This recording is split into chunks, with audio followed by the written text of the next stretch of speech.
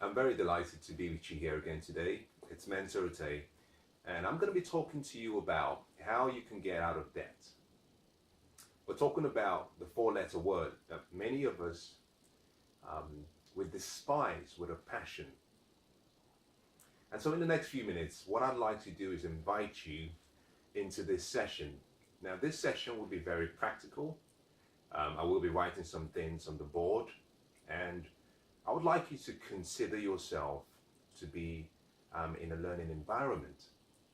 And I'm going to share some of my ideas and some of my strategies with you. As a matter of fact, what I'm going to be sharing with you will be from one of the chapters in my latest book. It's called Unstoppable: Your Path to Wealth, Financial Freedom and Prosperity. I may not be able to share every single thing and all the strategies and ideas in this book. So it's important that if you want further information, that you get yourself a copy. Now, forgive me for putting in that commercial plug, but it's important you understand that knowledge is really the key to any future we want. And I know how limited this session will be in regards to time, and therefore you may have to do some further reading to gather some extra information.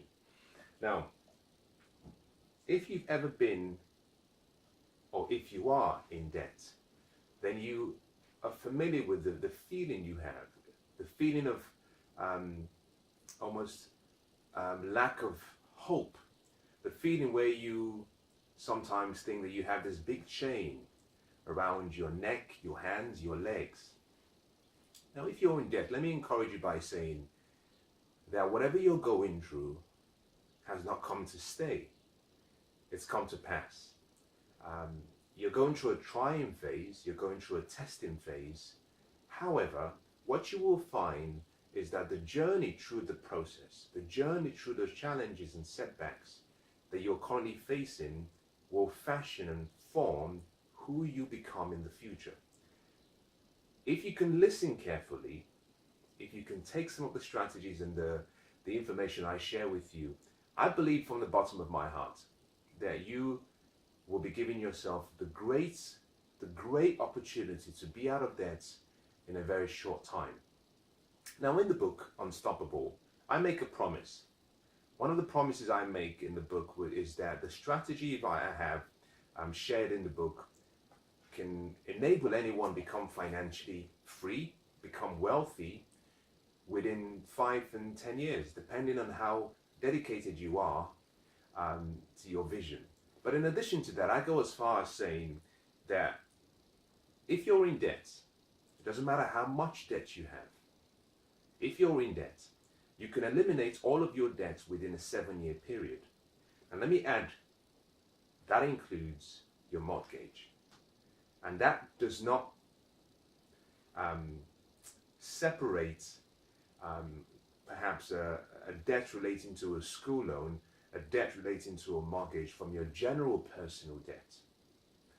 I'm saying if you follow the strategies in this book, if you follow the strategies I'm about to share with you, irrespective of what debt you have, irrespective of how much you owe, there is a possibility that you can be out of debt within 7 years. And this means you can pay off all of your school loan within the same period, you can pay off all of your debts within the same period, and you can pay off your mortgage within the same period. Now, that sounds too good to be true. I know. Most people hear that and they say, that's impossible, this is a joke. One of the promises I make is that I will never share with you something that I haven't tried. The numbers never lie, and I'm about to share some of the numbers with you so you can see for yourself that hidden in this is not something new. It's just basic, fundamental principles, fundamental strategies for creating wealth and for creating a very happy, successful life. And what I've done is distilled it in such a way that anyone, irrespective of your technical ability, anyone can apply the same strategies and achieve similar results. Now, to get out of debt, you must start by recognizing that you're in debt. As a matter of fact, let me start by saying this. You cannot get out of a prison if you don't believe that you're in one. So I would say that the starting point of getting out of debt begins with awareness. However, awareness comes in two parts, and this is where I start to use the board. Awareness comes in understanding that there is something called your personal debts. Now, by personal debts, what I'm referring to here is bad debts. Because not all debts are created equal. So by personal debt, I'm talking about bad debts. There are two forms of debts. Any intelligent investor will tell you that all debts are not created equal. That there are two forms of debt. There is good debts, which I call investment debts. And there is bad debts, which I call liability debts. Now, personal debts falls under the category of what I call bad or liability debt. And let me define it so you understand. Good debts and investment debts is the debt you get into to enable you create more value for people, solve more problems, and in the process, you increase your net worth. You also increase your wealth worth. It's the debt that makes you richer, makes you wealthier. It's the debt that enables you to achieve your dreams and goals. It is not the debt for instant gratification. It's simply investments. It's very important you understand the difference. Bad debt, on the other hand, are what I call liability debts, are debts that you get into, or someone might get into, just to satisfy a personal need. Perhaps you've seen a car you like, perhaps you've seen, in some cases, maybe a piece of furniture or fitting or equipment or accessory, or something that you have a desire for.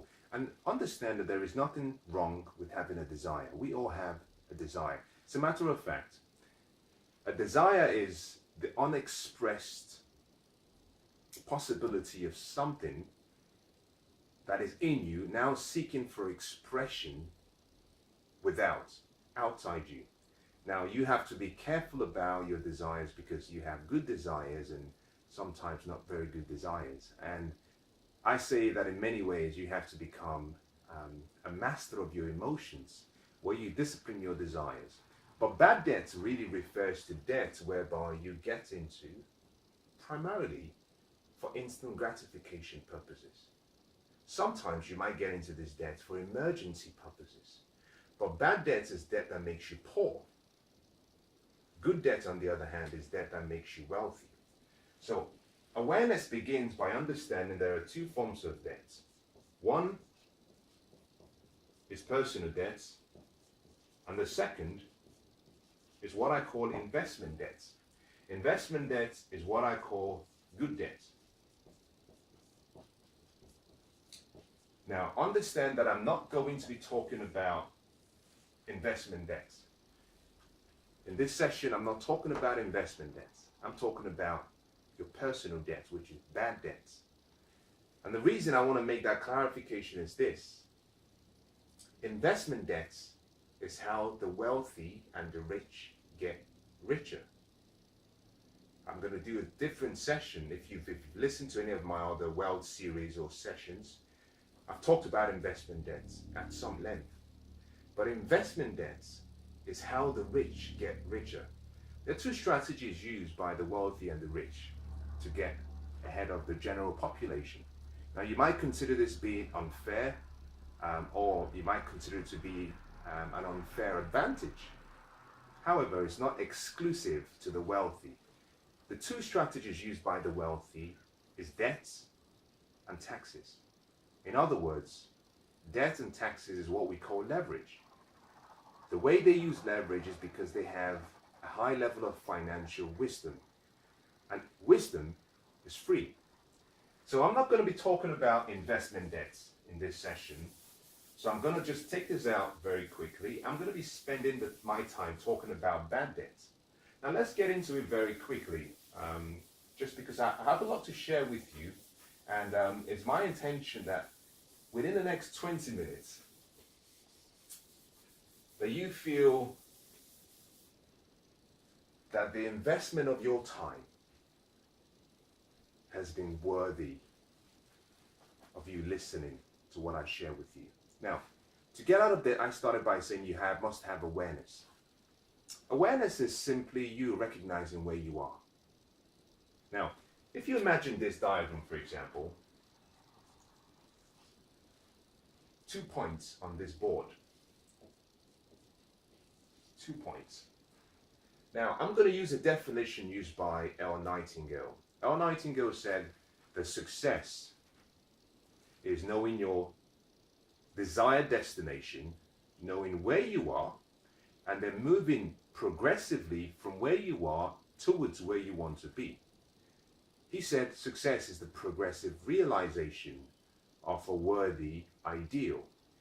If you know where you are and you know where you're trying to get to and you're moving progressively in that direction, you're a success. If you don't, you're a failure. Now, awareness is recognizing, where am I? What is my position? That's the first thing you must do.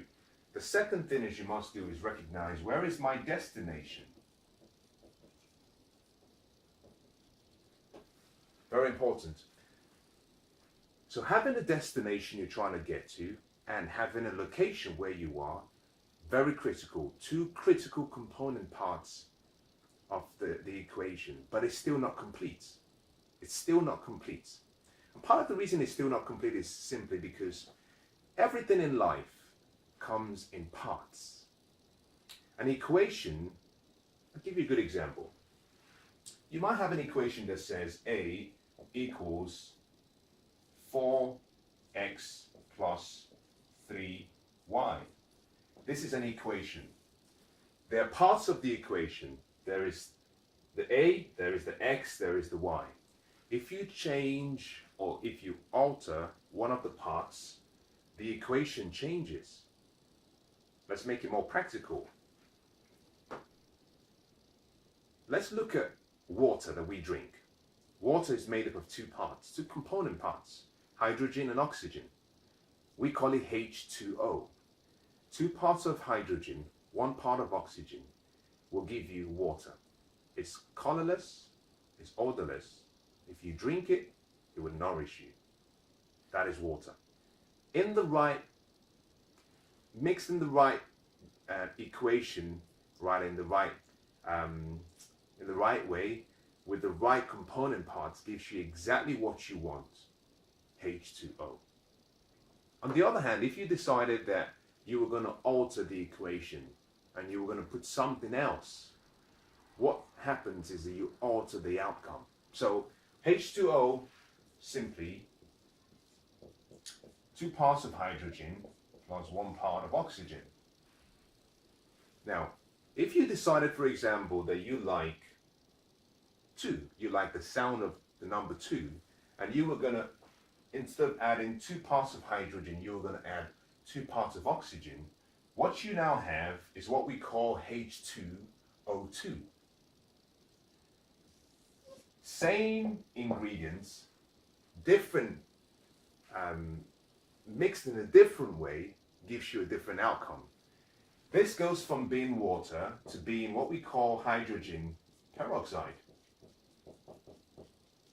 It's colorless, it's odorless. The difference is, it's not water.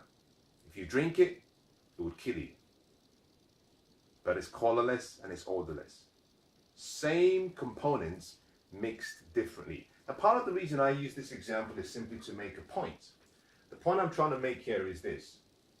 Knowing your destination, knowing your location, doesn't complete the equation. Now you need a strategy. You need a roadmap to get you from where you are to where you want to get to. There are various ways to travel from one location to the other. I'll give you a good example. Let's say, for example, if you decided that you wanted to travel from London, England, all the way to Paris in France. There are probably about 7 or 8 ways to get there.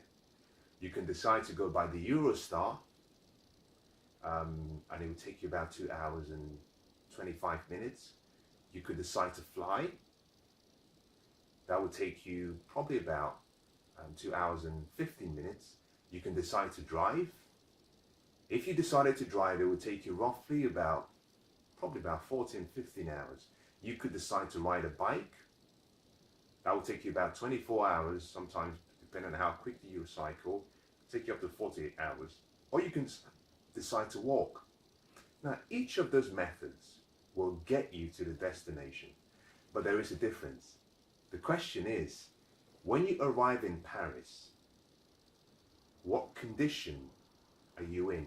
Mentally, physically, spiritually? You see, all of the options that I just gave you will get you to the destination, but only two of them apply the principle of leverage. The first is using a train, because you can sit back quietly. You can do other things while someone else drives or rides the train. Or you can fly. You can arrive in Paris fully refreshed, ready to go. You're not exhausted. So, I'm going to be sharing with you how to get from your destination, get from your location to your destination. To do this, we're going to use what I call the good plan. The good plan. Now, what is the good plan? The good plan simply states G-O-O-D. And it means gets out of debt. This is called the good plan. Get out of debt. There are four strategies, and four steps, strategies in this plan that you're going to apply. It's very quick, it's very simple. The first is you must quantify your debt. You must quantify your debt. The first thing I want you to do if you're in debt is sit down. Now, this might take a few hours, and that's okay. This might take a few minutes, depending on, how well organized you are, and that's okay. This might even take a few days, but that's all right. Remember, what you're doing here is you're trying to quantify how much debt you have. Very important. You need to know where you are. Remember, I started by saying awareness is recognizing where you are. So let's start by quantifying your debt. Now, before we quantify your debt, you must forgive me. Let me take you one step backwards. I started by talking about your location, then I talked about your destination. What we're doing here now is we're trying to identify your location. Once we have your location, we want to talk about your destination. Now, the destination in this case is very simple. The destination is you want to get out of debt. However, I want to encourage you to do something different. The mind works in a very unique way. If you understand how the mind works, you understand how life works. I'll say that again. If you understand how the mind works, you understand how life works. And what do I mean by that statement? The mind always works with pictures. Pictures predominantly and words. If you give words to your mind, it will convert those words to pictures. The mind functions based on pictures. Now, the mind will only move towards its currently dominant thoughts. Whatever thought you have in your mind, that is what the mind moves towards. The mind always needs a picture. You cannot have your mind empty constantly. You must give it a picture. Now, that picture could be a picture of stillness, but you must give it a picture. Now, part of the reason I'm explaining this in some detail is because most people who are trying to get out of debt make the all too regular mistake of setting a goal to get out of debt. We talked about your destination. Your goal should never be to get out of debt. As a matter of fact, you should be setting a vision, not a goal. You should set a vision because you want a future, not just an activity you're trying to do. Most people set a goal to get out of debt, and because they have the goal to get out of debt, all the mind thinks about is debts, which means, like a magnet, the mind continues to attract anything that has to do with debts back to it. You've got to understand the law of attraction is that whatever thoughts you have in you, you will attract like-minded thoughts. If you think positively, you will attract positive ideas and thoughts and people. If you think negatively, you will attract negative thoughts, ideas, and people. So you've got to be very careful about the ideas, the thoughts, the words you allow into your mind. So the first thing you must do when setting your destination is to set your destination as a vision. Your vision is abundance. Your vision should be abundance, prosperity, wealth, happiness. Your vision should not be about debts. Debts will be a stopping point, or rather eliminating your debts will be a stopping point along your journey towards your destination, which is a life of abundance. So the first thing I want to say to you is, if you want to get out of debt, the first thing you have to do is decide to set yourself a goal, a vision, a dream to be financially free. Now, depending on where you are, this might seem really far-fetched. As a matter of fact, it might seem that you need a magic wand. Now, I want you to imagine that what I'm holding in my hand is a magic wand. And with this magic wand I have in my hand, I can look around and I can wish for anything I want. And whatever I wish for, I will get. In the same way, you have to have a dream, a vision that is much bigger than where you are. Now, I believe you should set your dream and your goal and your vision so big that it excites you and scares you at the same time. And whilst you're setting that dream and vision, whilst you're setting that goal, I want you to imagine that it was impossible for you to fail.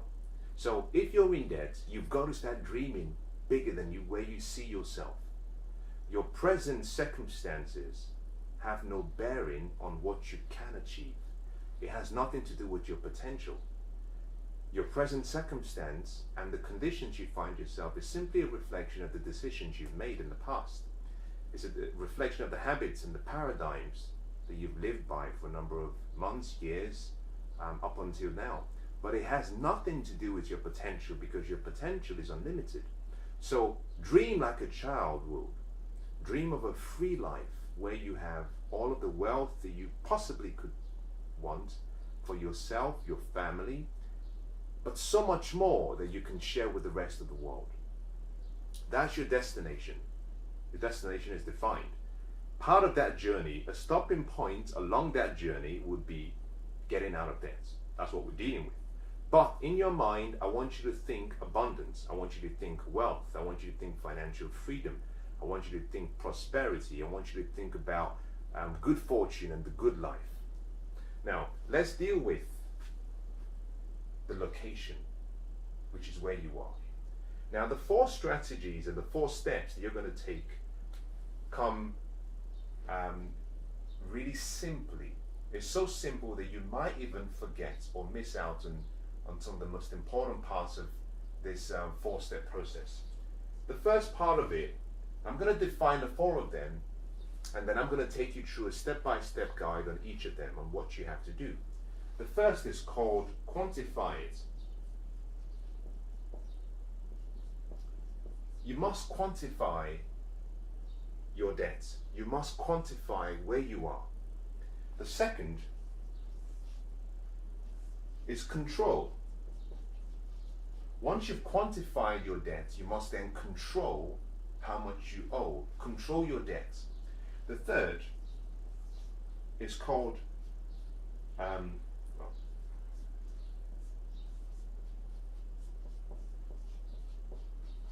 reduce it.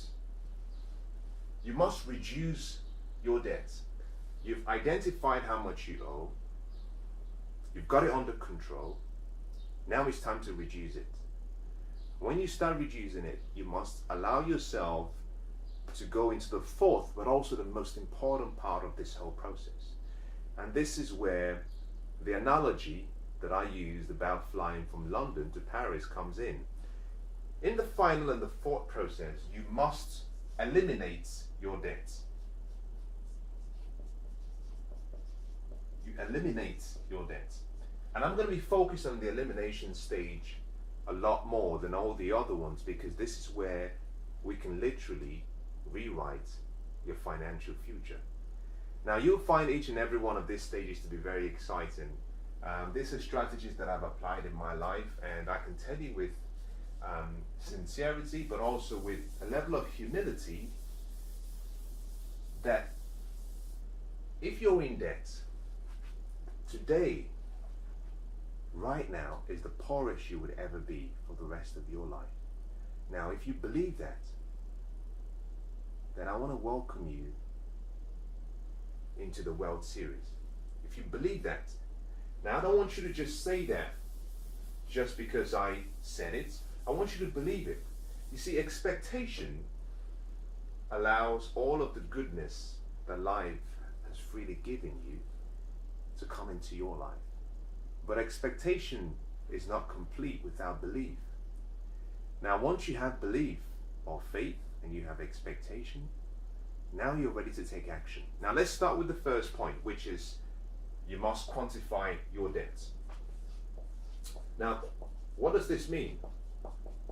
Now, this means that I want you to get a piece of paper, a journal, get a pen, get a glass of water, find somewhere quiet, sit down, and you're going to identify and you're going to list out every single debt you have, every single debt you owe. Now, we're going to do this in a number of ways. We're going to do it in a way that is easy to remember. The first thing you're going to do is you're going to identify the creditors. Make a list of everyone you owe. Now, I'm going to use some examples here, so pardon me if this particular, perhaps, example doesn't fit into your personal circumstance. I'm going to start by saying, let's assume you have a loan. You have a card loan from a card store. It could be Marks and Spencer's. Doesn't really matter. That's the first creditor you owe. You're going to call that account 1. Let's also assume you have your mortgage. We're going to call that account 2. Now, I've listed your mortgage in this instance right now, but you're going to find that later on as we move along, I'm going to move your mortgage into a different category. But what I want you to do right now is just identify every single debtor you owe. Let's assume also you have perhaps a credit card. Identify. And finally, let's assume you have a different store card. Maybe in this instance it's a different, maybe not a fashion store card. Maybe this could be perhaps a furniture store card. Perhaps you've just bought a home, and when you bought your home, you took out a loan from a furniture company to perhaps get some furniture and pay on a monthly basis. So let's say your final is a loan in the form of maybe another card. We'll call that A4. What you've done here is you've quantified who you owe. That's so simple, but that's where you start. You must identify the creditors. Who do you owe? Now, once you've done that, next to each and every one of these creditors, you must identify how much you owe them. You see, it's a numbers game. It's all numeric. If we can get the numbers figured out, we can solve the problem. If we can get the numbers figured out, we can solve the problem. So the next step you want to do is go back for each and every single one of the debts or the debtors, creditors, whatever it might be, identify what you owe. Now let's use an example. Let's say, for example, it's a credit card you have. On your credit card statement, your credit card would identify how much you owe. It might say you have £1,000 in debt. So for each credit card, write down the amount you owe. That's the total amount you owe. Now do this for all of the debtors. Do this for all of the other creditors, I should say. So that at the end you have the total amount owed. And what I want you to do is understand that until you understand, what I want you to recognize is until you understand how much you owe, it's difficult to set your goal of getting out of that position. Remember what I said, if you don't recognize that you're in a prison, you can't get out. So next to each and every one of these companies that you owe, work out what is the total amount owed. Now, going back to the credit card statement, using that as an example, the credit card will also identify what the minimum payment that is expected of you to make. Very simple. The credit card company might say they expect you to make £50 every single month. Now, if they wanted you to make £50 every single month, you write this down. What this simply means is that it's giving you an indication of how long it's going to take for you to eliminate your debts. If you're paying £50 off and you have a total of £1,000 to pay off, it means it will take you 20 months to pay off this credit card, excluding any interests. Obviously, we cannot exclude interest in the real life scenario. But I don't know what credit card you're using. I don't know what rates they're using. For this session, to make it simple so you understand, we're going to assume all interests are excluded, right? Now, what you've done in this instance is that you've quantified how much you owe, the total amount for every single debt you have. You've identified the minimum payment for every single debt you owe. You've identified the creditors for all of the debts. You've also now identified how long it's going to take for you to pay off the debt for each and every one of the debts. It's really that simple. That's how you start. You simply identify where you are. Really that simple. Now once you've done this, we'll move to the next stage. The next stage we talked about previously, though briefly, was you have to control the debts that you now have. What does this mean? What it simply means, you have to control the debts. Part of the reason most people are unable to get out of debt is simply because they keep digging. The first thing you have to do if you find yourself in a hole is stop digging. The more you dig, the deeper you go. So control is simply you recognizing, I have a problem. And the only person who can solve this problem is myself. It's not the government. It's not the credit card company. It's not my boss. It's not good luck. It's not good fortune. It's not winning the lottery. It's myself. You recognize that your habits, the decisions you make, the choices you're making every day, the paradigms you're living by, which are simply a combination of various habits, all of those together have created the life you have. You must get control of yourself. Now, I'm sorry I'm going to be a little bit harsh with you here, but I believe that the truth will set you free. I also believe in many cases it will piss you off first. It will hurt, but it's not intended to be hurtful. It's not intended to cause you pain. It's simply because it's bringing you new hope. And that hope means that sometimes whatever wounds you already have, whatever scars and sores you have to undress it, and then you have to treat it. And that treatment process could be painful. But if done properly, what you find is that whatever injury you had heals very quickly. So you must control, number 2, control your debt. Now, how do you control your debt? You got to stop spending. Really that simple. Whatever credit cards you have, you've got to stop using them. I like to say you should eliminate all of your cards. I like to say perhaps you should, cut off your credit cards. But I don't believe in that. Because I know for a fact, because I've been in the same position, and I was in the same position so many years ago, whereby you cut off your credit card, but for some reason, somehow, being so clever, you already have the credit card number in your memory, You already have all the details filled out, perhaps on a website, saved in a location. So although you don't have the physical card, you still have access to the electronic copy of the card, and you can still use it.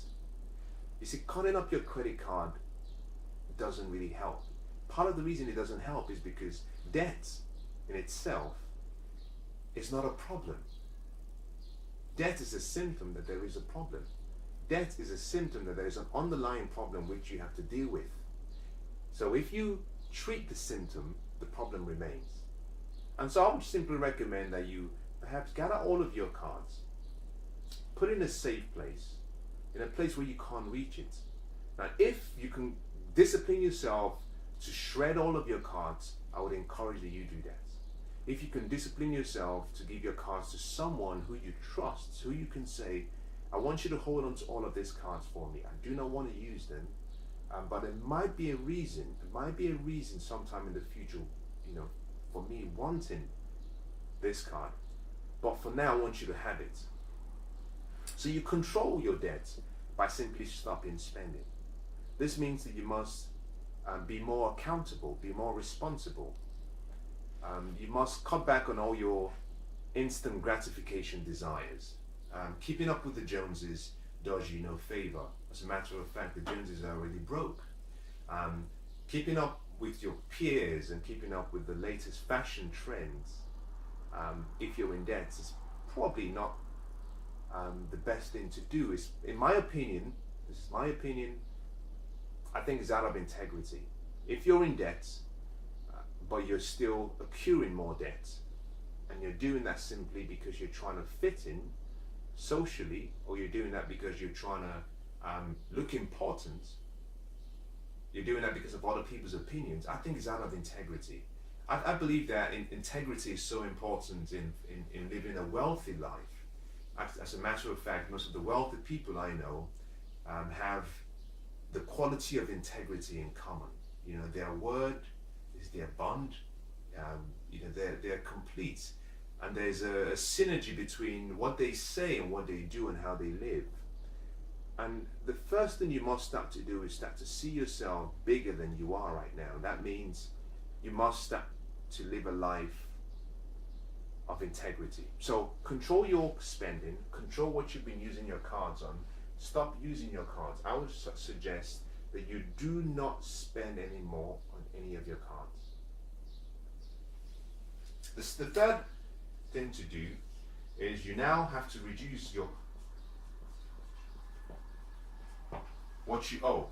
Now, by reducing what you owe, I'm not necessarily referring to elimination. Elimination is where we get into the hard ball. We get to do it the hard way.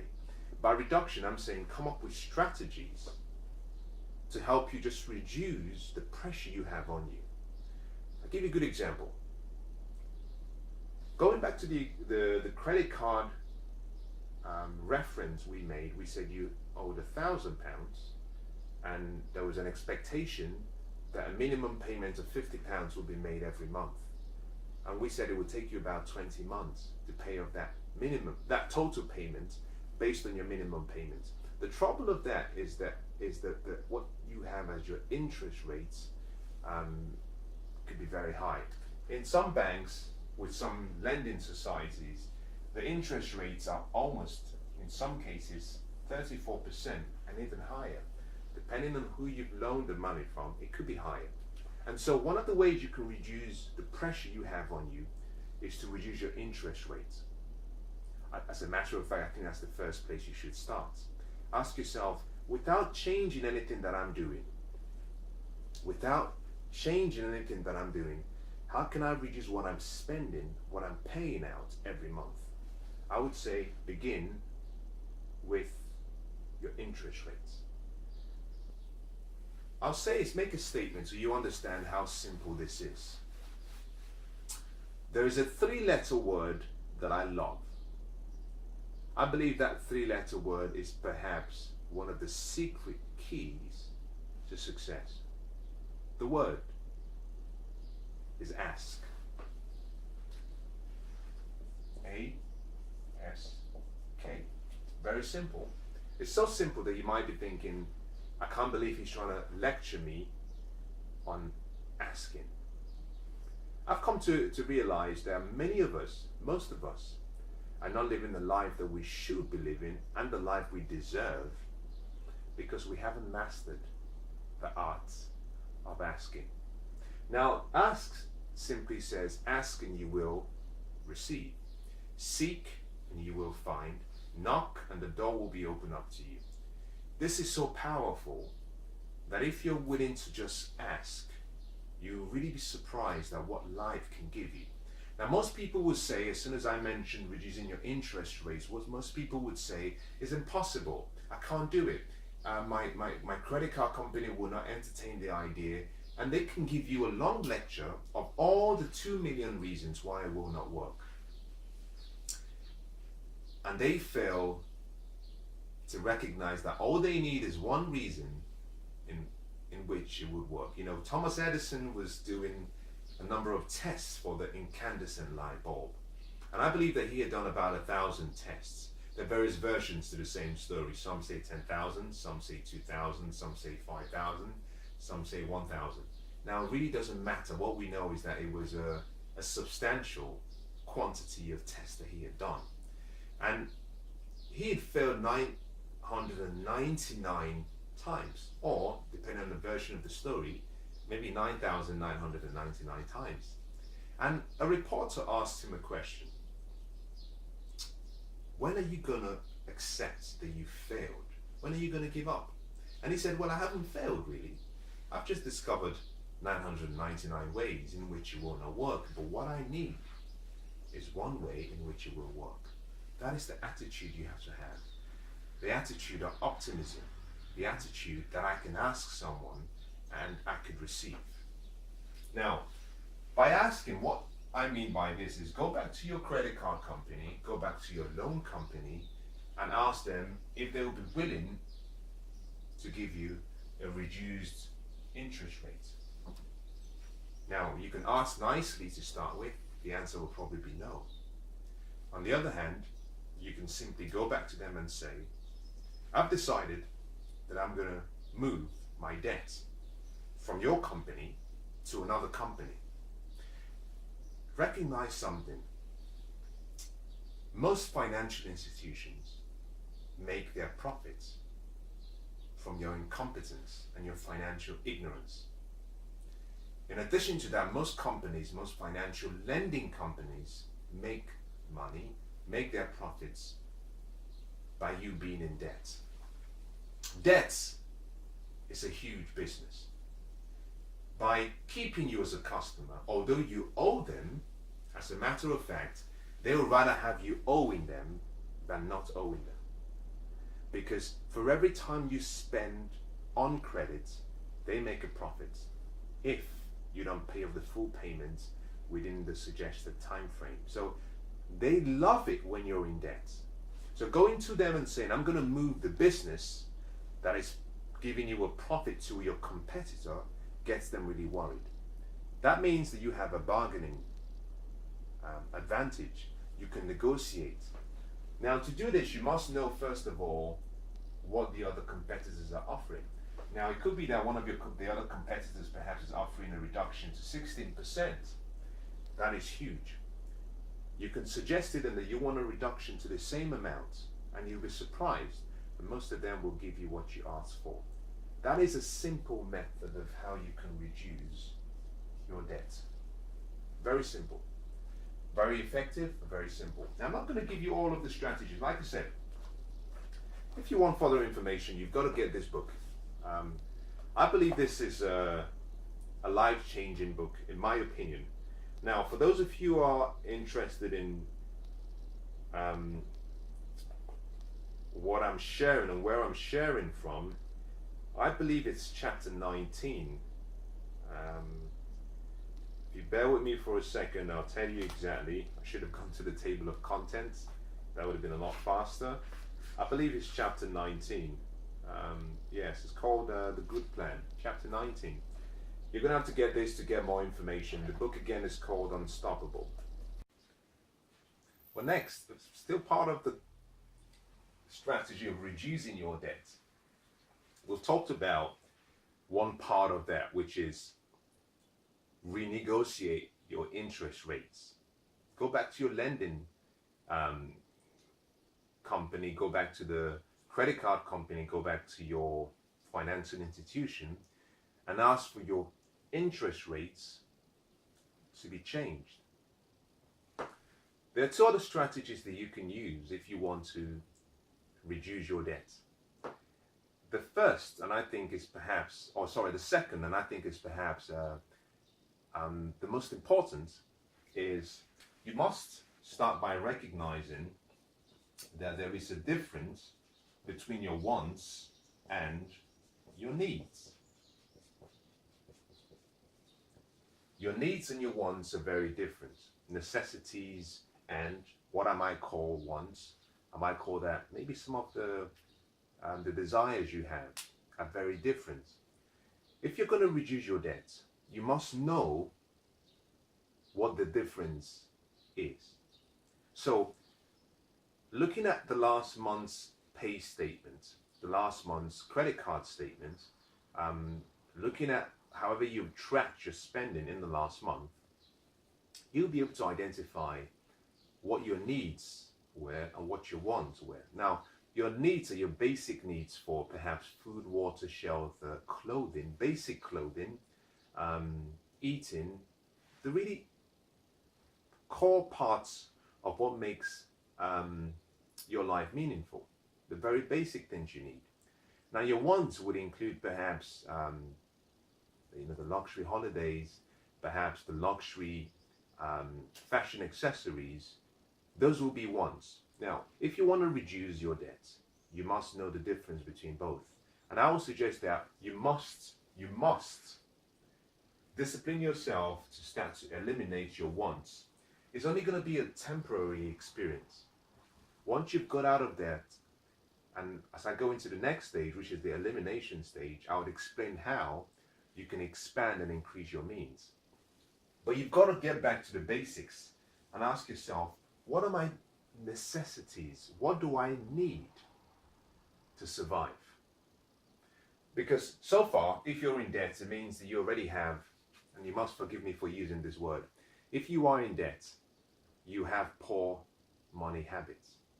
And our habits make us rich or make us poor. I can look at how you spend your time every day. I can look at how you spend your money every day. And with some accuracy, I can predict what your future will be on the basis that you do not change anything. So, poor money habits make us poor. Good, wealthy, and rich habits make us rich. It's really that simple. And if you have debts, it means that you are obviously spending some of your money on things that are wants. But if you can reduce your spending down to your basic needs alone, then that reduces what you're having to repay. So that's the second way of reducing your debt. Now, the third way, very quickly, is the principle of negotiation. The principle of negotiation is simply that everything is negotiable. This means that whenever you want to make a purchase, shop around. You don't always have to buy a product at the first vendor you go to. Nowadays on the internet, there are companies and their websites that would do a search on your behalf and come up with the cheapest way and place to buy the same product.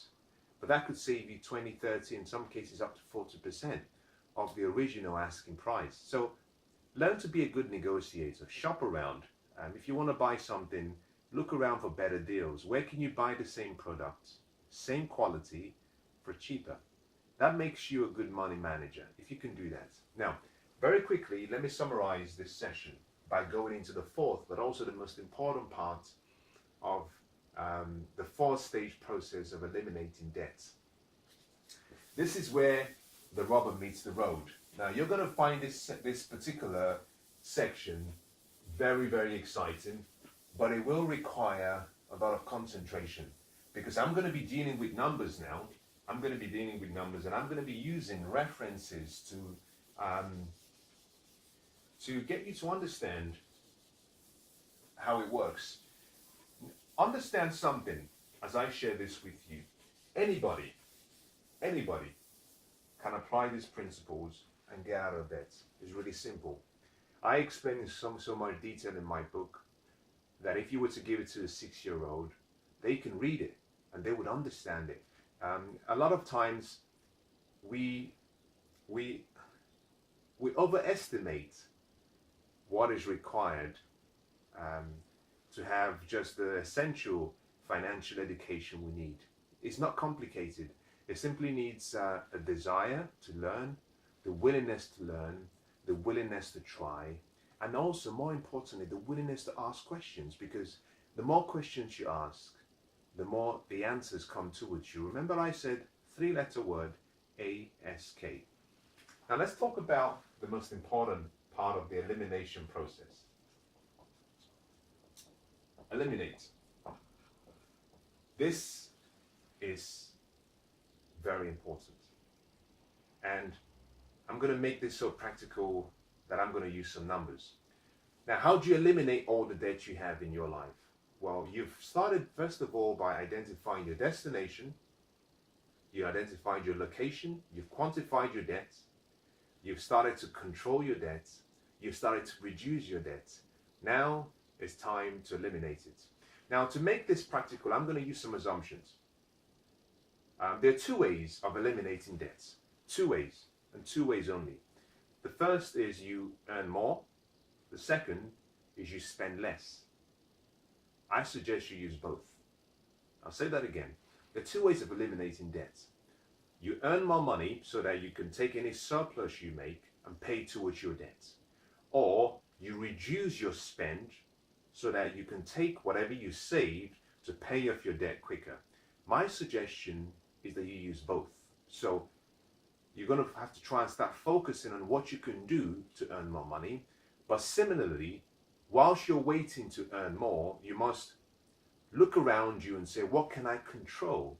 Now, the one thing you can control is your expenses. So you're going to find extra funds from your expenses to pay off your debt. Now, I'm going to start by splitting this into 2 parts.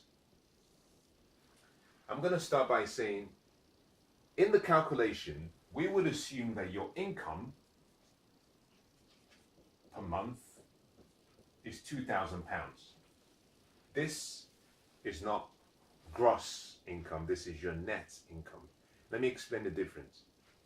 Your gross income is simply the income that you gain or that you get or you've been promised as part of maybe a decision between you and your employer for services. So this will be the income in your, maybe your, what I will call your letter of invitation to join a company. This could be maybe in a formal letter the company or the financial team in that company sends to you to confirm that you're now an employee and this is your rate. So your gross income is your total income before any deductions are taken off. Before you pay taxes, before you pay any insurance contributions, depending on what country you're in, before you pay any pension contributions, depending on your personal choices. So your gross income is your total income, is what 2 willing parties, a company, an individual, have agreed to do business on before any deductions are made. Your net income, on the other hand, is the income that you are left with after the company has deducted your taxes, because your first line of expense, if you are an employee, is taxes. On the other hand, if you have agreed to enroll in a company pension scheme, then a deduction is also taken before it's paid to your account. So your net income is your income after deductions. So we're assuming that your income net is £2,000. I'm going to assume as well here that you have, like I used previously, 4 different creditors. I'm going to call this account 1. Going to be account 2. There's going to be account 3, and there will be account 4. For the first account, I'm going to assume that what you owe is £12,000. That's what you owe. Total amount owed. Total amount owed. I would also assume that they require a minimum payment from you of, let's say, £300 per month. So we have the creditor, we have the total amount you owe, we have the minimum payment per month. Account number 2, let's assume is £24,000. Let's assume it's £400 you're expected to pay every month. Okay?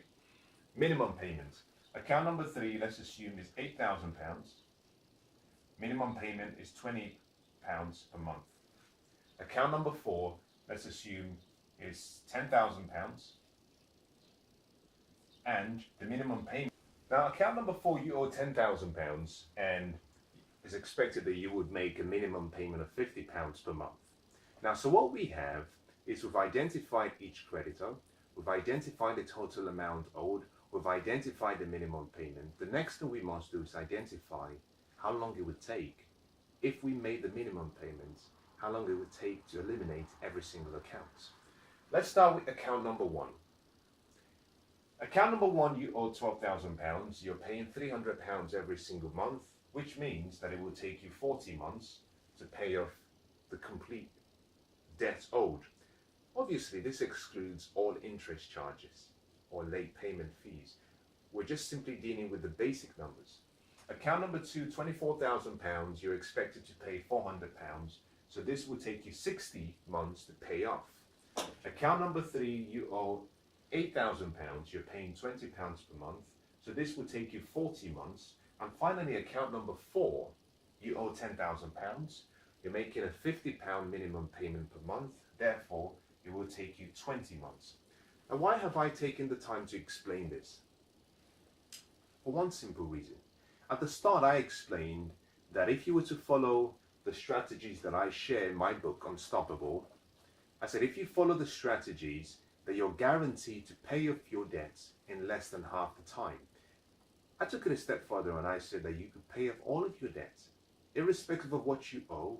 You can pay off all of your debts, including your mortgage, within 7 years, if you're willing to follow each and every single strategy and recommendation I've given here. Now, they're not complicated. They're very simple, and most of them simply follow basic principles and laws of life. You must have self-discipline. You must pay the price. You must sacrifice. You must be consistent. You must follow the recommendations. Very simple. Now, the reason I've quantified how long it would take is I want to show you, and I want to be able to compare what it would normally take you to pay off your credit card when you compare this method with the method that I recommend. Now, account number 1, 40 months. Account number 2, 60 months. Account number 3, 40 months. Account number 4, 20 months. Now, bear that in mind. I'm going to simply put this in a very special box here so you can remember. Now, let's move into the next stage. If you were to look at everything you have here, what you have is 12,000, 24,000, 8,000, and 10,000. 12,000, 24,000, 8,000, and 10,000. So let's add it all up together to see how much you really owe. So 12 and 24 is 36. 36 plus 8 is 44. 44 plus 10 is 54,000.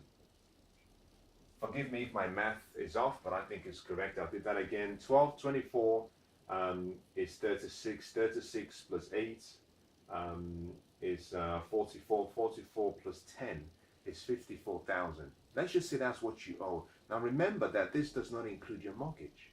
We've kept your mortgage separately. And in a short while, you understand why. You know, this is so exciting that just thinking about it, I'm really thrilled and I'm buzzed and passionate, because what you find is there is a way. There is a way.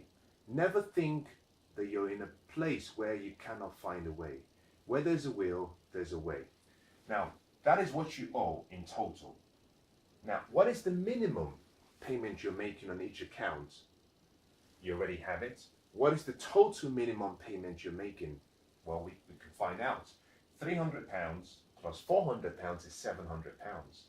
Plus £20 is £720. Plus £50 is £770 a month. That is what you have to pay towards your credit cards. Now, let's go back to your income. This simply means that out of the £2,000 that comes into your account every day, every month, you have to pay £770 per month towards your debts. There's something really important to understand, and this is where we go into the strategy I'm recommending. To make this very effective, to make this work, you have to apply a principle that I share in my book. I started off a section of the book, in a chapter in the book, and I talk about the importance of investing. But more importantly, the importance of paying yourself first, setting aside a portion of your income for yourself. And as part of that process, I suggested a formula. The formula was what I called 65-35. Now, for some of you, this will seem outrageous, but just hear me out. The 65-35 plan was simply that what you earn every month must be split into this. You must live on 65% of what you earn, because the 35% will be used for investments. This is how the rich get rich. This is how the wealthy get wealthy. The difference between poor people and wealthy people is that poor people spend all they earn and then they save what's left. Wealthy people on the other hand, invest first after they earn, then they save before they spend. So I came up with a very simple formula. I said wealth is simply you earn, what you earn, you invest first, and when you're done, you can spend. That's the formula for wealth. You earn, you invest first, then you spend what's left. The formula for poverty, on the other hand, is people earn, they spend, and then they save. That's the reason. It's the same amount of money, but used differently. Now, this 35%, I suggested, and I'm not talking about that now for particular reasons. I'm just going to give you an overview. You've got to get the book. I keep saying this, this is not a commercial plug, but there's so much to be shared. I cannot do it in a few minutes. The 35% left, you're meant to be using this in this way. 10% is meant to be what we call pay yourself first. We call this your active investment. Active investment. This is where you're going to use this as an investment seed to generate a harvest. You know, a farmer takes a seed and plants it in the ground. He cares for the ground, he waters it, he protects it, and he looks after the soil. At the end of the season, when the cycle has gone through, the seed will give him back a harvest. You take the same seed of 10%, you plant it in good soil, you protect it, you nurture it. With time, it will give you back a harvest. The second 10% is what we call your passive investment. Passive investment is simply, you're going to use this particular investment fund for various things, one of which is your debts. If you're in debt, one of which is to eliminate your debt. The 10% next is what I call charity. There is so much to be said about giving. If you sat with me and you said, well, Mensah, could you help me? I have a financial problem. My first recommendation to you would be, whatever you want in your life, you have to give it first. You see, the law of receiving begins with giving. Receiving is automatic. You don't have to worry about receiving. It's a guarantee you will receive. However, there is a piece of that formula that is must be present, and that is giving. Give and it will be given back to you. So you must give.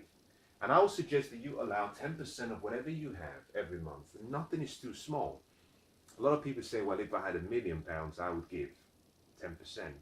The truth of the matter is that if you cannot give away £1 out of 10, the chances that you will give out, 100,000 out of 1,000,000 is very slim. You must give, and no one is so poor that they cannot give. Give, and it will be given unto you. Now, the final part of that equation is what I call fun. And this is where my creativity soars. The fun is simply that you've disciplined yourself to live on 65% of what you earn, which means there's a lot of pressure on you. You're sacrificing a lot. You must allow for some time, some money to treat yourself. Go out, buy your favorite dress, go on a holiday, have fun with a few friends, live life. You must have a dedicated budget for fun. Otherwise, what happens is that all of these sacrifices you're making will catch up with you. Now, think about this. If you have a lot of debts, just imagine you have 54,000 in debt, excluding your mortgage, and you had £770 to be making every month. Look at this. This is 40 months. Now, 40 months is roughly 3.5 years. 60 months. 60 months. Can you imagine that you have to pay £770 for that duration? Now, it's not entirely 770 for the 60 months, it's 400, but can you imagine paying for 60 months? You're paying off a debt. Now, to pay off a debt in 60 months, unfortunately, would take you a long time. So one of the things you have to learn is you have to live life whilst you're getting out of debt. So allow for some time for some fun. The reason I've explained this is because this passive income is what we're going to be using to eliminate your debt very fast. Now, watch this very carefully because the number reveals the clues. The story is in the detail. Watch very carefully. 10% is your passive income. You're going to divert this 10% passive income towards your debt elimination strategy. Now, I'm going to clean this out and then we're going to move very quickly. And you'll find this to be quite refreshing. Now, let's go back and let's say £2,000 you earn every month, but you have to pay £770 minimum payment. Now, how do you do this? This is how it works. Every month, you must make all the minimum payments, every single one of them, every month, without fail. Without fail. Now, 10% of your income nets of this £2,000 is £200. So you now have £200 plus £770, which you're going to pay, which gives you £970 towards your debt. The mistake most people make is that they distribute this equally across all credit cards. The biggest mistake. The biggest mistake. You cannot. You must apply a strategy we call focus. Now, focus, in my definition, is that you have to flourish in one course of action until you've achieved success. You flourish, you succeed in one course of action. You flourish in one course of action until you're successful. That's focus. What this simply means, now think about this. If you were to take £970 and you decided to pay £970 towards this £54,000, I'm going to round this up to 1,000 to make it simple. So that it's so simple for you to understand. If you paid off this would take you 54 months. If you were paying 970, in this instance I've said 1,000, it will take you 54 months to pay off the total debt. I want you to watch this carefully now and see how my good plan strategy makes all of the difference. You've got £770 you have to pay every month. Now, I said you had 10% of your income, which in this case is £200. Now, this £200, you're going to be assigning the complete £200 to your debts. Now, the traditional way most people do this is they take the £200, they add the £200 to the £770, to get 970 pounds. Now they take this 970 pounds and they distribute it equally across all debts. That is a very inefficient way, but also a very slow way of getting out of debt. The power and the key to getting out of debt is the principle called focus.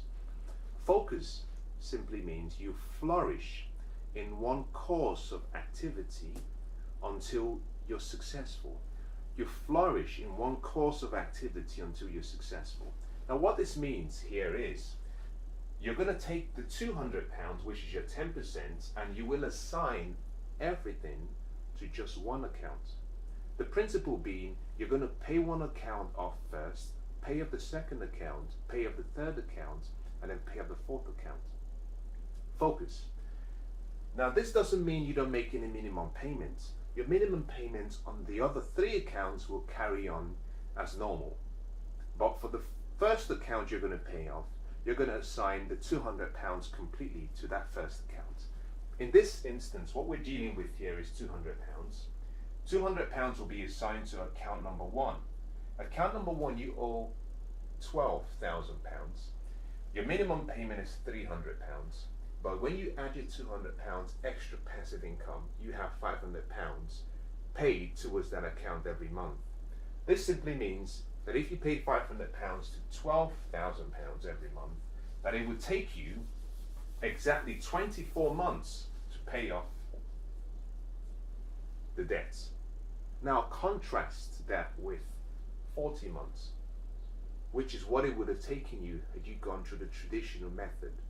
You see, with the good plan, which is the approach I suggest, you'll reduce the time duration of your debt experience by less than half.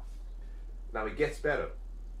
So for 24 months, you're paying £500 towards account number one. You carry that through until the end of the 24 months. Now at the end of the 24 months, you now have £500 available. You don't spend it, you take that £500 and you assign that £500 to account number two.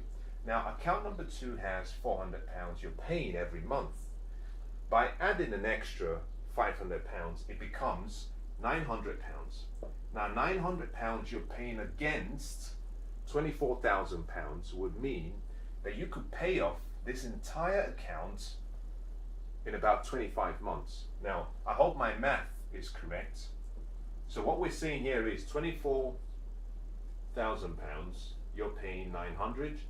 If we just do the math very quickly, 3 goes there, this is 80, 2 goes there, this is 2, 3 into 2 is roughly, well, it's roughly 6. So it's 26 months. 26 months to take you to pay off the second account. You do that for 26 months. At the end of the 26 months, you now have £900 available. You take the £900, you add it to the £20 required as a minimum payment for account number 3.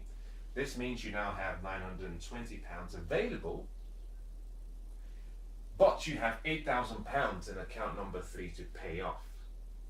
Now, £8,000 against 920 would mean that you would pay this off in roughly about 8.5 months.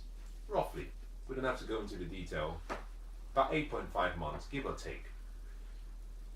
At the end of the 8.5 months, you will have £920 available. You take the £920, you add it to account number 4, the minimum payment, which is £50. This would mean you have £970 available. £970 is paying off the £10,000 debt, which means that you will pay this off in roughly 10 months and maybe 10 days.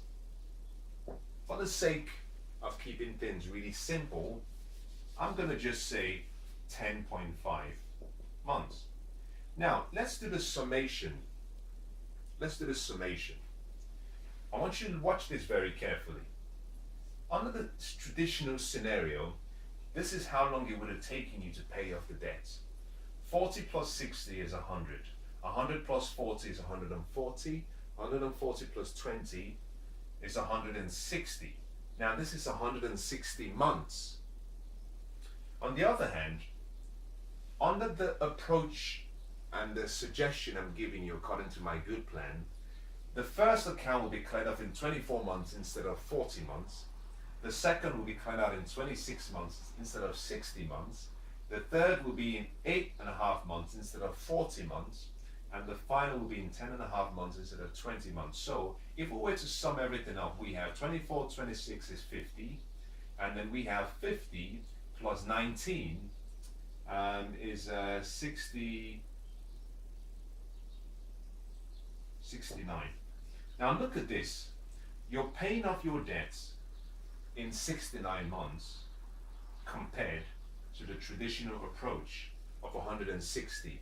Now you can take it a step further and say, okay, what does that mean? That simply means that if you were to do 196 divided by 160, that gives you how long it's taking you in terms of a ratio comparison. Now, for the sake of making things very simple, if you were to look at these numbers and you say, okay, well, 69 and 160, without going into using a calculator, you can already see that it's less than half the time. It's less than half the time. As a matter of fact, what we're dealing with here is taking you roughly about 33% less. That's the time it's taking you, saving you about 66%. Now, I know the numbers are not completely accurate, so don't get excited. But if you look at both, you simply say, well, this is a great strategy. So you see, you can pay off your debts that quickly. You can pay off your debt that quickly. The whole principle of what I've shared with you is to follow the procedure, not the individual. Don't follow me, don't follow the person, follow the procedure. So whether I've made a number of numerical errors in my calculation, that's not the point. The point is not to simply get it accurate. Perhaps I could have used a calculator, but I'm trying to show you a principle, a procedure. Now, it doesn't matter what I have. What's important is that you take the lessons and you apply it into your case, into your life, and see what happens. The one thing I can guarantee you is the numbers never lie. You'll be surprised at how quickly you can eliminate your debts. Now think about this, for example. I started off by explaining that you could pay off your debts completely within a time frame of about 7 years or less, certainly within 10 years. And if you were to just simply go back and you were to observe each and every one of these numbers we have here, one of the things you very quickly pick up, one of the things you very quickly see is that all of your debts will be paid off much quicker than it would normally take, which is very, what I find refreshing, but also very inspiring, because it means that you have a future. Now I want to take you now to the step whereby you can radically make a difference in your life. Now check this out, because it's very, very important. You had 4 accounts. You had a minimum payment you were making on each account. You adopted my good strategy. You decided to assign 10% of your net income, which is your passive investment fund, to your debts. You allocated all of that 10% to one debt, and you kept it consistent until you paid off that debt. At the end of paying off the debt, what you did is you took the minimum payment that you were making on the first account plus the 10% of the passive saving, and you transferred that to the second account, which meant you were now paying the minimum payment on the second account plus what you were previously paying towards the first account. And that meant that over a duration of a period, that you were able to eliminate your debts in a much faster way than would have been possible. Now, as I look at this, something strikes me, and what strikes me is how simple this is, and I hope it comes across to you in the same way. I really hope that this is something that you can see yourself doing in your personal situation. Now, for some people, you might have a mortgage, and that's what I want to talk about next.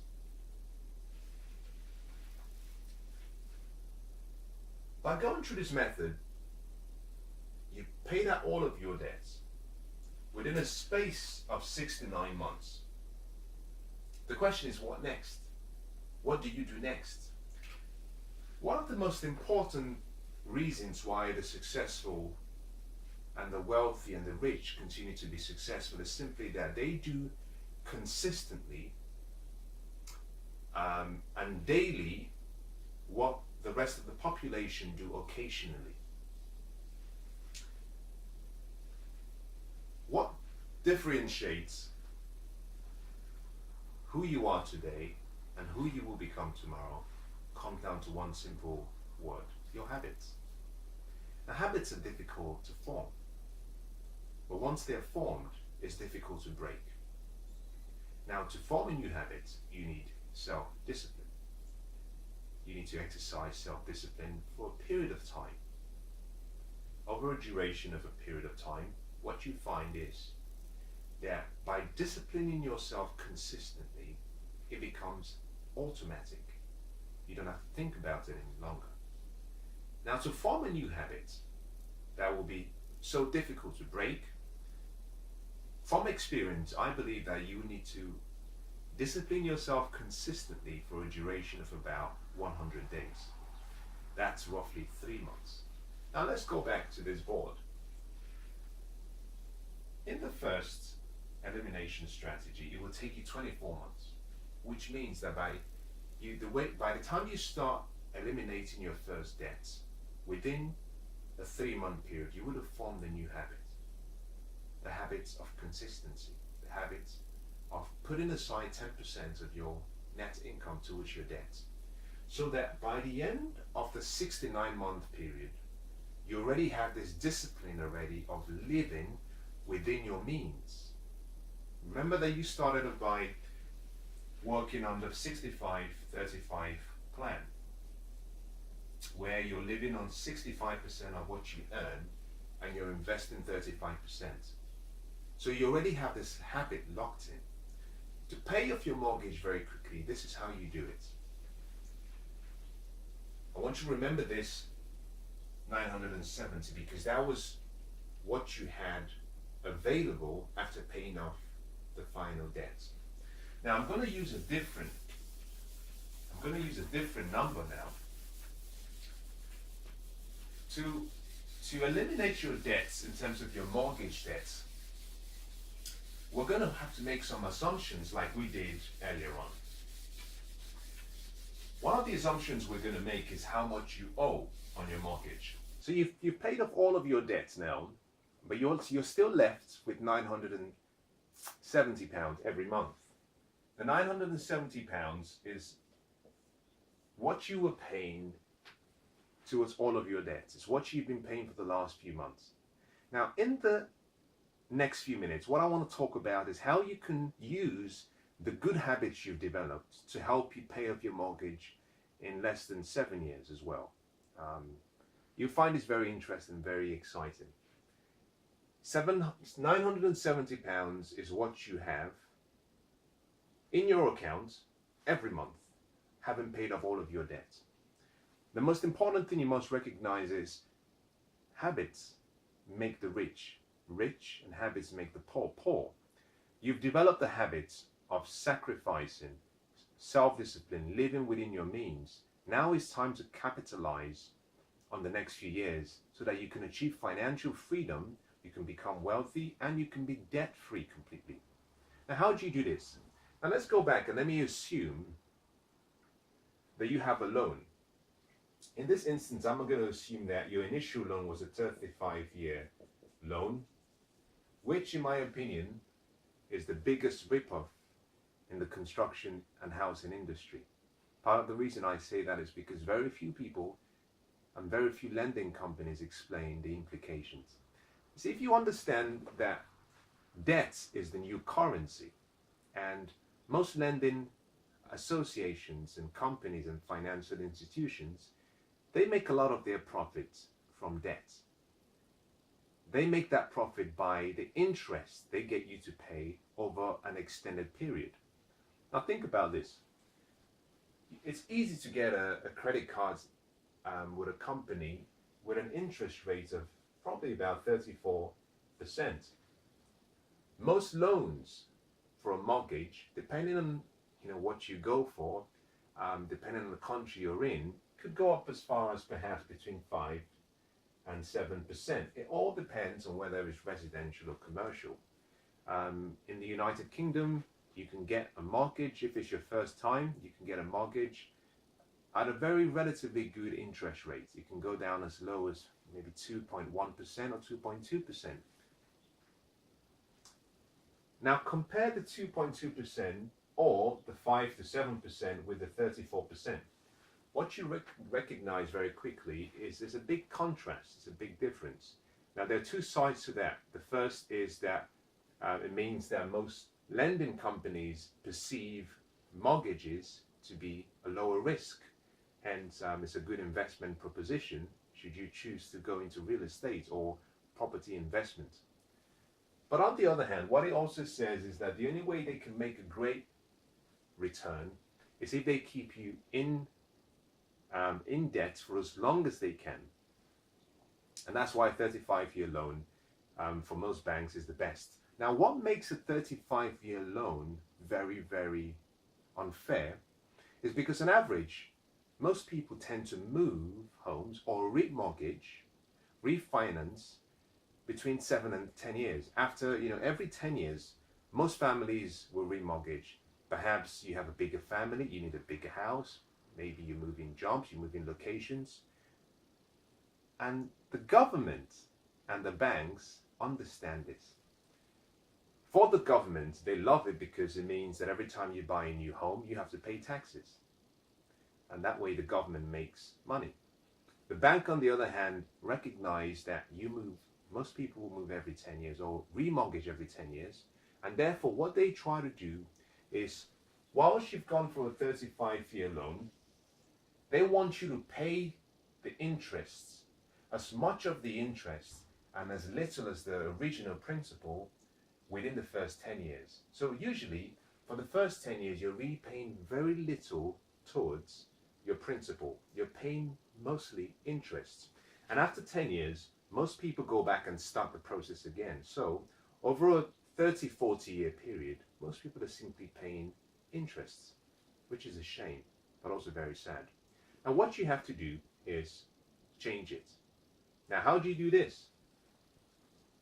The first thing you do is you must go back to your financial institution or your lending company or your bank. And in this assumption, I'm going to make some statements. It may not necessarily be exactly where you find yourself. The first statement I'll make is we'll assume it's a loan for 35 years. We'll also assume that you've paid off 5 years. And therefore you have 30 years left. We would assume, based on your income of £2,000, that you've taken out a loan for a mortgage of £200,000. Okay? For simplicity, we would assume that in the 5-year period, you've only made towards your principal. Let's assume the £200,000 is what is left, and though you've paid for 5 years, you haven't really paid off a lot of the loan. We would assume that in the balance of what you have, this is just an assumption, so just stay with me on this. We would assume that the balance of what you have, perhaps is £185,000 left. Now, for £185,000, originally a £200,000 mortgage, we would also assume that based on what you earn and the interest rate that you would have been given, that you were perhaps paying, in this instance, let's say £800 every single month for your mortgage. and this was based on a 35-year mortgage. Now, the first thing you must do is go back to your bank, go back to your lending company, and ask them for a change to the terms of your loan. Tell them you want to take out a 15-year loan instead of a 30-year loan. Remember that you've paid off 5 years, you have 30 years left. Tell them you want to change to a 15-year loan. In many cases, this will be very easy to do.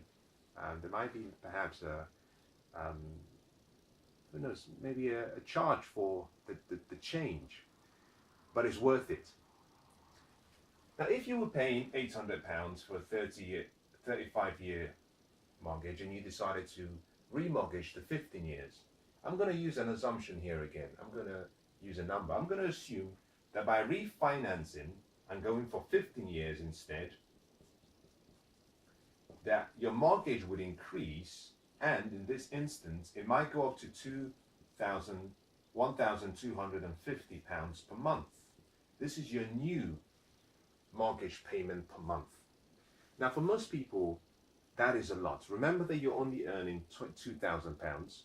You were paying £970 towards your debt. So, you're in good hands. You were paying £800 before the refinancing. Now, what you simply have to do is between both, it means that there's an extra £450 you have to come up with. But that should be easy because you have £970 in your debt account every month. Because remember what I said is you're going to continue to set aside exactly the same amount you were paying towards your debt. At the end of paying off all of your debts, you have £970.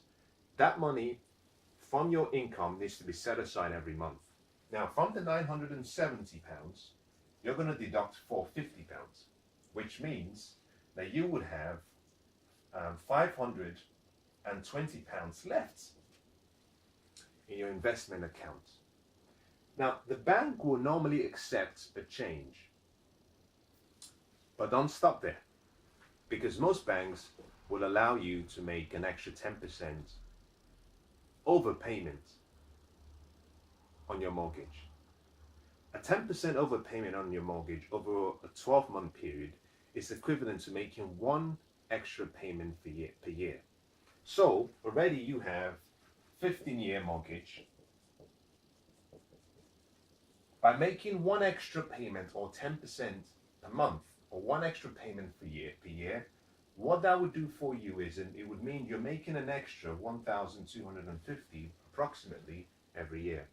Now, that in itself, as small as it sounds, will reduce, depending on the mortgage interest you have and depending on the financial institution you're banking with, that will reduce your mortgage payment by roughly about 6 years. Sometimes about, I would say 6.5 years. And this is so simple, but it's so powerful. And part of the reason is simply, now whilst you look at the 1,250, you're probably thinking it's not possible. The most important thing you must recognize is that this is not extra 10% payment, or the one extra payment per year is not being paid to the overall mortgage. Most mortgages, I would assume, I should have said that at the start, would include what we call your interest and your principal. That's your mortgage. Interest and principal.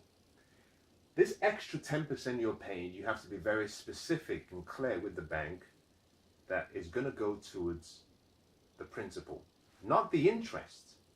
Because what the bank will do normally, the way your mortgage is calculated, in many cases, about 60 to 65%, some cases even much more, of what you pay per month is assigned towards interest. Now, I've seen in a number of instances where that amount is as much as 75%, and even in some cases, almost 80%. Now, just think about that. Only a fraction of what you're paying is going towards your principal amount. What that means is that the equity you have in the house, you might think you have in the house, is not growing as fast as you can. So The extra 10% payment you make per month is assigned to the principal. You must make it very clear. By assigning this to the principal, what that means is that the total loan amount, this 185, reduces, which means the interest you're paying reduces. Now, because the total mortgage term is calculated based on the total amount, what you find is that the quicker you pay off the principal, the lower the interest payment you're making and the reduction in the number of years you have to pay off that total loan. Making something as simple as one extra payment per year, 10%. My preference is for you to pay 10% extra per month, because it means that every month is recalculated. Now, if you understand compound interest, you would understand the significance of what I'm saying, because Albert Einstein has said that compound interest was the eighth wonder of the world. By making an extra 10% payment, you can reduce your mortgage term by almost 6.5 years. Now think about this, 6.5 years will leave you with roughly about 5 years, 11.5 years on your mortgage. Now think about this, you started with 30 years, you dropped it down to 15 years, now you've dropped it down to 11.5 years, all because you were willing to ask. You walked to the bank and said, I want to make a change. Then you started paying extra towards your mortgage. Then you started making an extra 10% payment. Now, if your new mortgage is $1,250 and you were going to pay 10% extra, that would mean that every month you would have to pay £125, which would mean that £125 would have to come off your debts account. In your debt balance, you have £520. So, by deducting an extra £125, this would mean that you have £395 left. Now, at this point, the bank will not allow you to make any extra payments, because the quicker you make the payments, the more they lose. Remember that the bank makes its money from keeping you, as long as they can, tied to this loan. What you do next is you take this £395. Now, for simplicity's sake, I'm going to call it £400, just so that we can do the numbers easily. You take this £400 and you put it in an investment account. Now, I'm not a big promoter of saving. I believe saving money is a very obsolete way to getting wealthy, primarily because the interest rates that you get by saving is so low. I think currently I received a statement from my bank and they said that the interest I was gaining by saving was 0.25%. Terrible. But in addition to that, I get to pay tax on my savings. So saving is not the greatest way, and what you might want to do is you go for what we call a dedicated investment savings account. And you're going to be doing this for a short period. Now, this is what I want you to do. £400 you have, you're still setting this aside every month. What you do is you say, okay, I'm going to continue to pay my mortgage of £125,250 per month, plus an extra £125 per month, that's the 10%. That should allow me pay up this mortgage in 11.5 years. Now, this is the key. You want to reduce this number by half. So, what we say is to get it down by half, that's roughly about 6 years. You have 5.5 years available. 6 years and 5.5 years to make up 11.5 years. We would assume in this case that the 5.5 years you're going to assign that to your mortgage. This means that for the first 6 years, you keep making your payments, but £400 every single month for 12 months you set aside. That is roughly £4,800. So £400 per month across 12 months is £4,800. £4,800 you save for 6 years. Now, forgive me, I'm going to do the math here. And if I get it wrong, you must forgive me. I think 6 times 6, 4, 24, roughly 34, 1, 2, roughly, we'll call it, this is 4,800. We'll approximate this to 5,000. Across 6 months is 30,000. So 30,000. However, we've got 800, 4,800. So we can, if we want to do it properly, we can say, well, we're going to deduct £200 of 6 months, 6 years. £200 across 6 years is roughly 1,200. 1,200, which would mean exactly we have 28,000,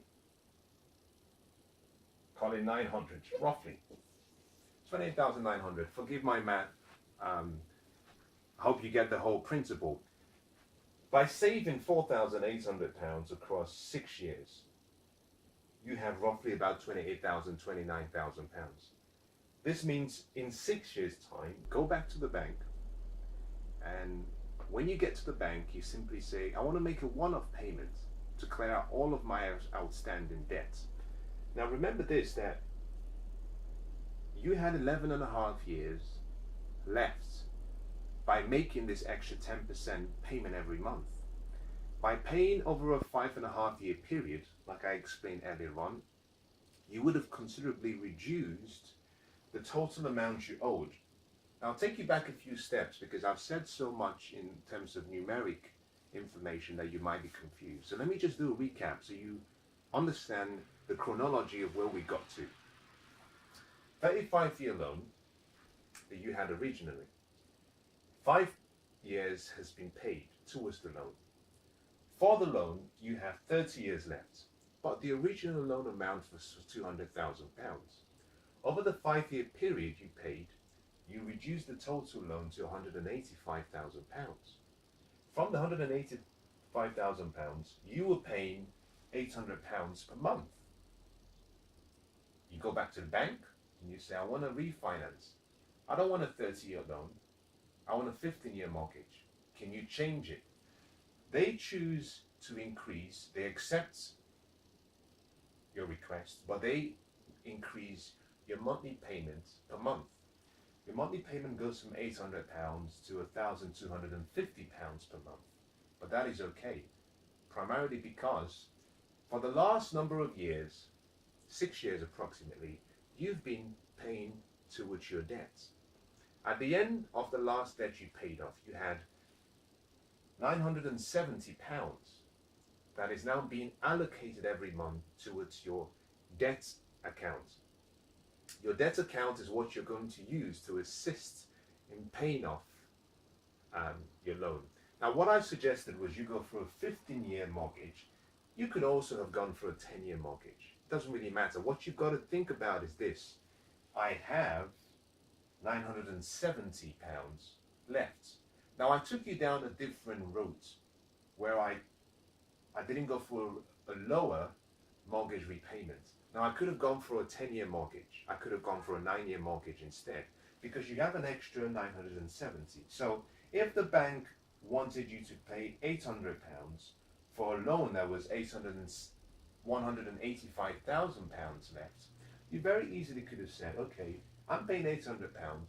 I can afford to pay double the amount, which would have taken you up to £1,600, but you have 970 left. Instead, we went down a different path. We said, go for a 15-year loan, and I was using this simply to explain how the numbers work, because your circumstances will be different. If you went for a 15-year loan, your new repayment would have been £1,250. My suggestion was then, go back to the bank and request to make an extra 10% on your new mortgage. Now, you must wait when everything is in place. You go back to the bank and you say, I want to make an extra 10% per month, and I hope there will be no penalty charge. Now, most banks will accept that, which would mean you would have to pay an extra £125 per month. By making £125 per month towards the principal amount, not the interest, in a year you would have paid one extra payment, which is £1,250. That £1,250 could considerably reduce your total mortgage by almost 6.5 years. By making that consistently, it seems like a very small amount, but if you understand compounding, you would recognize why that is significant. By doing that, you can very easily reduce your total 15-year mortgage by almost 6.5 years. Now, this will vary depending on your interest rate, depending on your mortgage repayment amount. In this case, we've said it's $1,250, but it depends. Your circumstances will be different. This will be based on the bank itself. So there's some factors that might alter what this total amount is. The reduction, who knows, could be 5 years. It could be 4.5 years. It can be almost as much as 7.5, 8 years. It all depends. But you've got to sit down and look at your personal circumstances and speak to your mortgage broker or your bank to get the exact amount. By doing that, what you've done so far, if you did that consistently, you would have been reducing your total mortgage down to 11.5 years. Now, what I suggested was this. You still have, although you've made an extra £450 payment towards your mortgage to bring it up to 1,250, you still have 520 left. From the 520, 125 is taken out for the 10% payment per month. You're left with £395. I suggested that let's round it up to £400 to make the calculation very easy. And I said, if you were to assume that over a 6-year period, you were to set aside that £400 per month, what you'll find in 6 years, you would have a total of 48,000. You have a total of £48,000 that you've set aside, which you can use to pay towards your mortgage. Now, this is how it was calculated. £400 a month across 12 months gives you 4,800. I made a mistake with that statement there. 4,800 per year. 4,800 per year across 6 years gives you roughly about £28,900, something in that region. So you go back to the bank and you say, I want to make a lump sum payment. Now, by this time, you've paid out a huge amount towards the total mortgage. So you're left with so little number of years left. You go up to the bank and you say, I want to settle my account. I have roughly about £28,900 and I want to pay that towards my mortgage so that I can be out of debt completely. What you find is by following this simple process, by following this step-by-step guide, you can be out of debt in less than 7 years. It's very simple. It works. All you have to do is sit down, pull out a piece of paper and a pad, go through your financial statement, go through your mortgage statement, and see how these numbers can be used to help you achieve your dreams. Now, when I teach this in many cases, most people come up with 1,000 reasons why it will not work. And I say, if you can just find one reason, then your life will change. And there's a story about 2 men in a prison cell. And as they gaze out of the prison cell and they can see the atmosphere, the first man, all he can see as he looks through the window of the prison cell is all he can see are the bars that protect the prisoners from escaping. The second man, on the other hand, looks through and he can see a beautiful sunset. It's all a matter of perspective. Most people tend to find reasons why it will not work. They try to compare the information they receive with the information they have. I'll say something to you. If the way you've lived and the decisions you've made financially has not gotten you to where you want to be, Why don't you try using mine? Why don't you try using some of the strategies that I cover in this book? Again, the book is called Unstoppable. Now, I've tried in the last hour to share some thoughts with you, but there's so much content and so much information that I don't think I've done it as much justice as I could have. And so, my recommendation is for you to get the book. Get the book, look at the examples in the book. You can discuss that with your friends, you can discuss that with your family. But it's important that you invest in your financial education. You see, the key to a great life is wisdom. You must begin with wisdom. I've given you some ideas, I've given you some strategies you can use, and I hope that you've found one idea worth sitting in for. And let me take the opportunity to thank you for your time. I'm really humbled, but I'm also very grateful. And I hope that what I've shared with you has been beneficial, and hopefully you might write to me and say, I tried some of the strategies you recommended and I'm out of debt. And not only am I out of debt, I'm also paid out on all of my mortgage and I'm completely debt free. And let me leave one last statement to you, and this is it. If you were to go by what I've had on this board, these are just numbers.